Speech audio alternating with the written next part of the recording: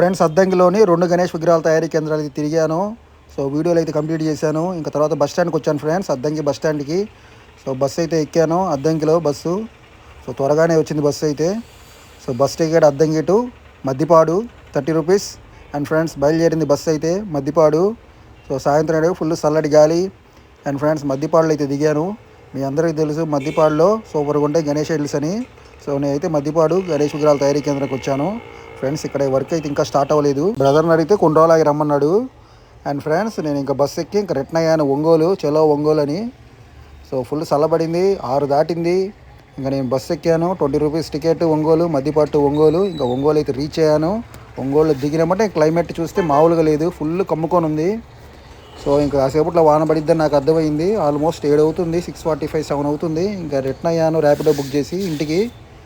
So Rapido వాడు కూడా ఫాస్ట్గా తీసుకొచ్చాడు. ఇంక ఇంటికి వచ్చాను, స్నానం చేశాను. బయట చూస్తే క్లైమేట్ ఫుల్గా ఉంది తేడాగా. కాసేపట్లో వాన మొదలైంది, మీ అందరికీ తెలుసు. అరగంట సేపు పడినా సరే వాన తుక్కు పడింది. వాన బెలే పడింది, ఫుల్గా తడిసిపోయింది నేల అయితే. బాగా పడింది వాన అయితే. అరగంట పడినా సూపర్గా పడింది. 18వ తారీఖు రాత్రి అల్లాడిచ్చింది వాన అయితే. అరగంట సేపు ఉరుములు మెరుపులు బాగానే పడింది వాన అయితే ఒంగోలులో రాత్రి.